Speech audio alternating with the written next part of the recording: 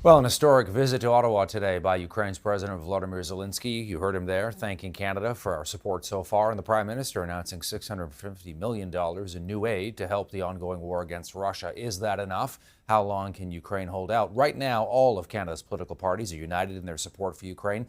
Different story in the United States, though, and some countries in Europe where there is growing fatigue with the war. Let's bring in our front bench. Maryam Monsef, former Liberal cabinet minister, CEO of Onward. Melanie Paradis, the former communications director for Conservative leader Erin O'Toole at the time, nowadays president of Texture Communications. Guratan Singh, former Ontario NDP MPP, nowadays vice president of Crestview Strategy, also the brother of, yes, federal NDP leader Jagmeet Singh. And Rachel Aiello is the senior digital parliamentary reporter here at CTV News, and great to see all four of you. Hey, Mel, I'm going to start with you. We're seeing voters, politicians, some other countries, down south, of course, saying enough is enough. We spent billions, time to focus on domestic issues. Do you think that could happen here in Canada? I mean, I think it could, but I hope that it doesn't. I think that most Canadians know that that Ukraine is on the front lines of freedom right now, and we need to support them with everything that we can support them with. It wasn't so long ago. I know it feels like a long time ago, World War I and World War II, but Canada was on the front lines of freedom, and we can never forget the sacrifices that Canadian soldiers, the Canadians made in those wars, and we need to recognize that that's the same battle that Ukraine is fighting now against Russia. They're fighting for freedom, and so we need to remain united politically. I'm very proud that all parties are united in this effort and in supporting Ukraine. And it's wonderful to see the president of Ukraine able to come here and address Parliament. I think it's a really important thing for him to do to continue to maintain that support. Let's get Miriam to weigh in. You know, Miriam, pocketbook issues front and center in our country. As you know, nowadays, food prices, interest rates, housing crisis. Do you think that so-called war fatigue could become an issue in Canada in the years ahead?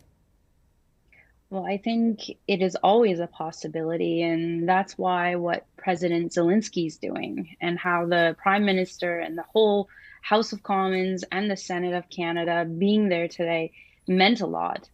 This is the biggest way that President Zelensky can continue to ensure that those around the world who have said they're allies remain so.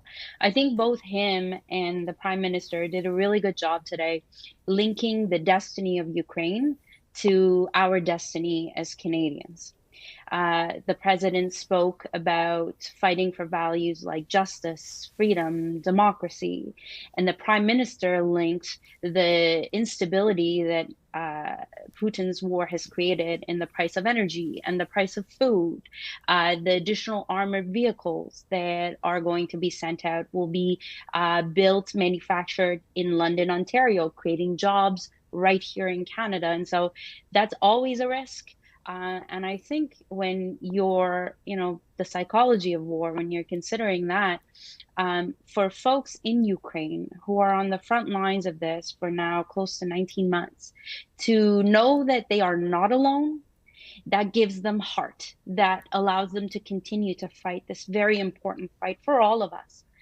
But the moment they feel like they're losing allies, as we've seen some inconsistencies, and the president referred to that today in his remarks, that's when their morale is at risk. And this fight, as everybody said today in the House of Commons, has to be won.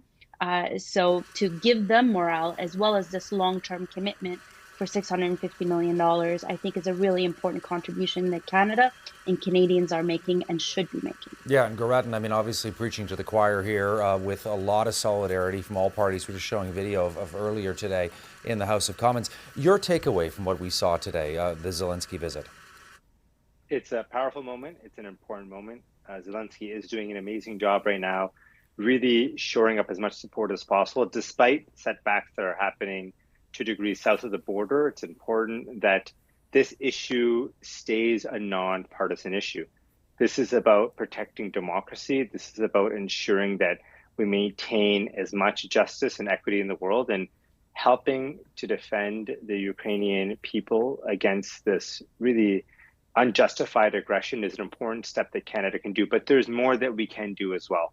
So I think we need to take a stronger step with respect to sanctions, and specifically sanctioning all the oligarchs that we know are supportive of Putin and his regime. And I also think we need to make sure that we are continuing to call out the human rights abuses that are happening to the Ukrainian people. I think it's powerful that the NDP put forward a motion to, my understanding is get some of the war crimes designated as acts of genocide. I think we need to continue to do this kind of advocacy and ensure that the world knows about the vast degree of human rights abuses that are being carried out by Russia, to make sure that there's some clarity with respect to where Canada stands in any kind of this kind of untoward aggression, that we condemn it and we call it out for what it is. Rachel, I know some have said Canada should be doing more, should be giving more. If U.S. public opinion starts to shift, there's a question, where does that leave us? But as a parliamentary reporter, following what happened today, what did you make of it? Well, I think to the question of when is that fatigue going to set in, how are the opposition parties going to approach this? Clearly today, all sides remain united. Poilievre put out a statement saying that he was pleased to greet Zelensky, and made a comment suggesting that Canada should continue its support. He didn't directly comment on that $650 million that the Prime Minister announced. But politically, Todd, I think the other part of this that is helping Prime Minister Justin Trudeau right now is that earlier this week there were affordability announcements rolled out for Canadians. So I think had that not happened, perhaps this question would have been raised a bit more loudly, but at this point they are walking that line of, in this context of them trying to kind of save money, control their spending, still offering supports where they can for Canadians and continuing this funding for Ukraine. Though I did note a message shift today talking about this sustained long-term funding. So it may become a situation where we're not getting these small piecemeal announcements every so often, but more so pointing to a more consistent chunk of money that they are going to be drawing on for the years to come.